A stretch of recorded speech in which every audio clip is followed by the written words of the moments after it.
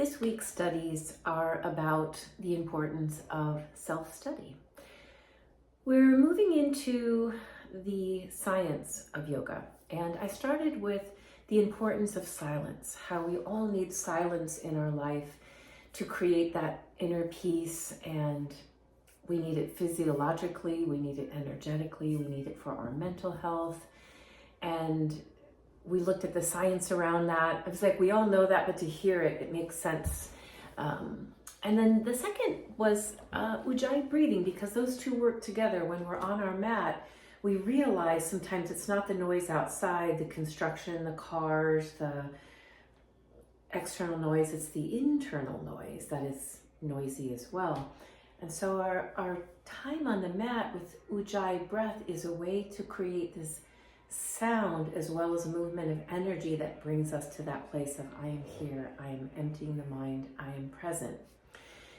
So this week, I added to those two Svadhyaya, which is from the 8 limbs of Ashtanga. That is from the second limb, which is the niyamas, are about how we take care of ourselves. And Svadhyaya is something I talk about a lot. But this week, I'm giving you a different lens on our normal discussion on Svadhyaya. So Sva meaning self, and Adhyaya meaning to get close to something, to study something, to examine something. And when we put those together, it's self-examination, self-study, which is so important for our mental health. So the science behind this is from myself, of course, for years of being in the field of psychology, that we know the importance of if you have one day where your mind is not right, it doesn't matter how healthy your body is, you're not healthy. And so what do we do to make sure that we are taking care of our mental health? And of course we come to meditation, we come to our Ashtanga, our moving meditation, and we practice the silence. We practice the breath that helps quiet the mind.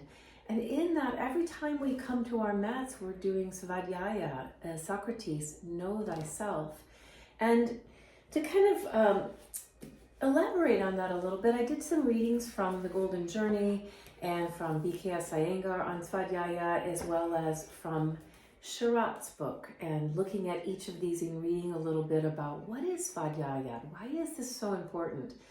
And one of the things I love that I kind of gleaned from this particular study of self-study is that Sharat mentions in his understanding and sharing of Svadhyaya the importance of Ganapati. And I was asking the students on Sunday, who is Ganapati? And it's another name for Ganesha, who is universally known for being the remover of obstacles. So I love that Sharat brought this into Svadhyaya and said, if we are going to go through the practice of really knowing myself, we have to know our own obstacles. We have to know what gets in the way of me being my most loving, my most compassionate, my most joyful self. And so we just barely touched on the kleshas, the enemies, like it's a way of understanding ourself. And in that, if we understand our Ganapati, our Ganesh, what's our obstacles, we can then set intention, and we can begin to make practices around how will I, as I talked to a couple weeks ago, how will I be my brightest self? In this situation, I've identified my obstacle is I'm impatient. Just an example of a daily, a nuts and bolts 101 thing here.